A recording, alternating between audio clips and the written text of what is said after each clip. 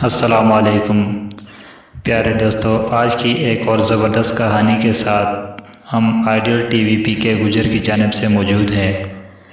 ہماری ویڈیو اچھی لگے تو لازم لائک کیجئے اور ہمارے چینل کو لازم سبسکرائب کیجئے۔ ہم آپ کے لیے روزانہ اچھی ویڈیو لے کر آتے ہیں۔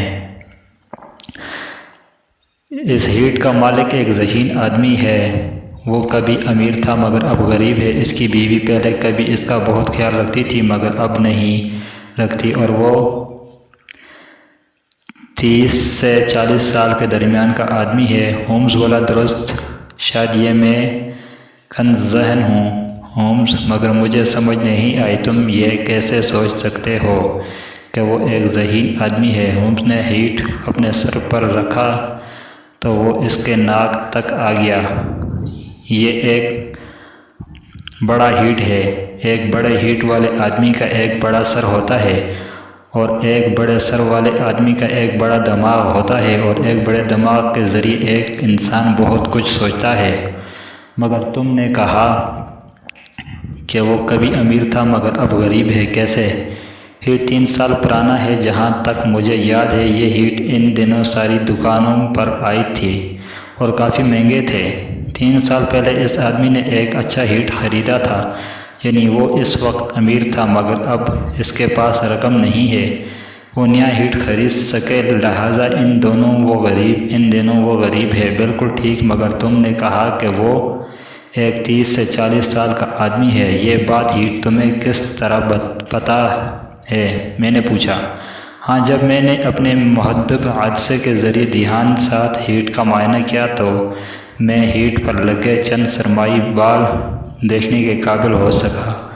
عموماً لوگ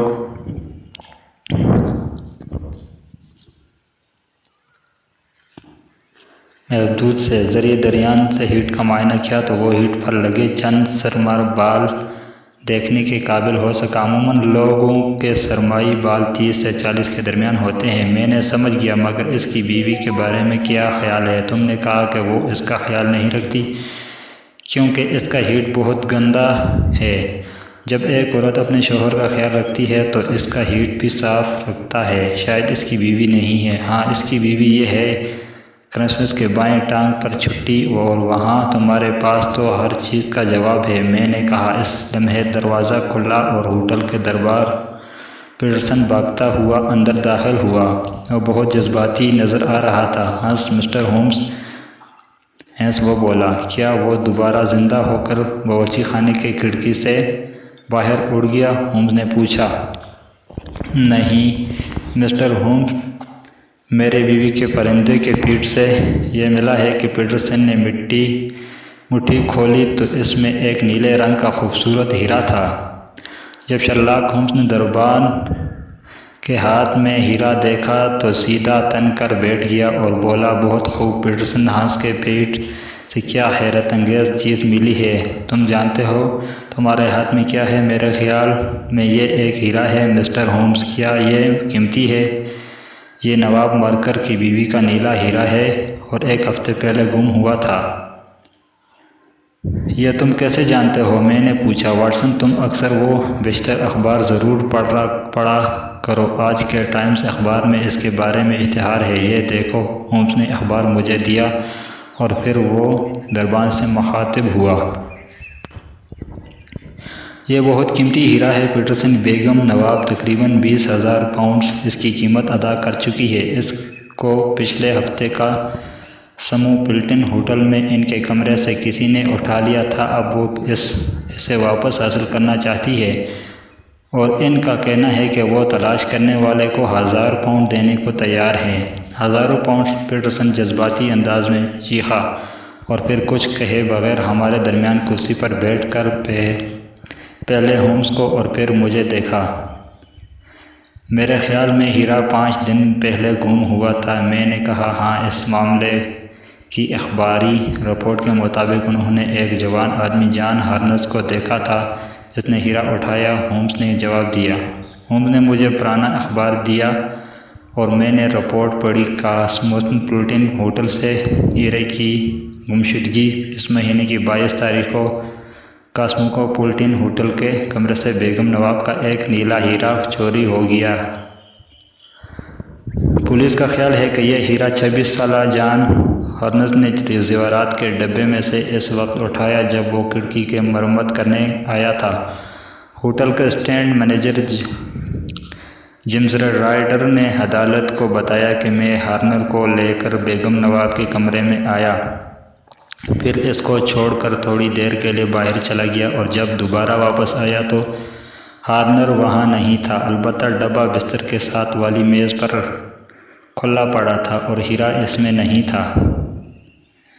بیگم نواب کی ملازمہ کیتھرین نے بیان دیا کہ میں نے مسٹر رائٹس کو ایک آواز دیتے ہوئے سنا تو میں نے دوڑتی ہوئی کمرے میں آئی۔ میں نے دیکھا کہ مسٹر رائٹس وہاں کھڑے ہیں اور ڈبہ ان کے سامنے ہے۔ وہ واردات کے ایک دن بعد ہارنر کو پولیس نے گھر سے گرفتار کیا، مگر وہ ہیرا برآمد نہیں کروا سکے۔ اس کے بعد تفتیش کار بریڈ نے عدالت کو بتایا، جب میں نے اس سے کہا کہ تم ہیرا چور ہو تو اس نے مجھے مارا۔ اس کے بعد ہارنر نے عدالت کو غصے میں کہا، آپ نے غلط آدمی کو پکڑا ہے، میں نے بیگم نواب کا کوئی ہیرا نہیں اٹھایا، میں چور نہیں ہوں۔ اس کے بعد پیٹرن اسٹریٹ نے عدالت کو بتایا کہ ہارنر پہلے بھی ایک بار چوری کے جرم میں قید کاٹ چکا ہے، میں کہتا ہوں اسی نے ہیرا چرایا ہے۔ معاملہ اگلے ہفتے اعلیٰ عدالت میں جا رہا ہے۔ خوب تو یہ ہے کہ ہیرے کے بارے میں اخباری رپورٹ، ہومز نے کہا، اب ہم یہ جاننا چاہتے ہیں کہ ہیرا کس طرح کاسموپولیٹن ہوٹل میں موجود بیگم نواب کے کمرے سے نکلا اور عدالتی سڑک پر ایک ہانس کی پیٹھ میں پہنچا۔ تم نے دیکھا واٹسن، اس معاملے میں ایک جرم ہے، یعنی یہاں ایک ہیرا ہے جو ہانس کے اندر سے ملا اور ہانس پرانے ہیٹ والے آدمی ہنری بیکر سے ملا ہے۔ میں جانتا ہوں کہ جب میں تمہیں مسٹر ہنری بیکر کے بارے میں بتا رہا تھا تو تمہیں ہلکی سی بیزاری محسوس کر رہے تھے، مگر اب ہم اسے ضرور تلاش کر لیں گے۔ وہ نیلے ہیرے والے معاملے میں کب اور کیسے آیا، ان دو سوالوں کے جواب بہت اہم، مگر ہم کس طرح اسے تلاش کر سکتے ہیں؟ میں نے پوچھا۔ اخباری اشتہار کے ذریعے، ہومز نے کہا۔ اس نے قلم اٹھایا اور لکھنا شروع کر دیا۔ تو ناظرین، ہماری آج کی کچھ کہانی اس طرح تھی۔ مزید کہانی سننے کے لیے ہمارا یوٹیوب چینل لازم سبسکرائب کیجیے اور بیل آئیکن کو آن کر دیجیے۔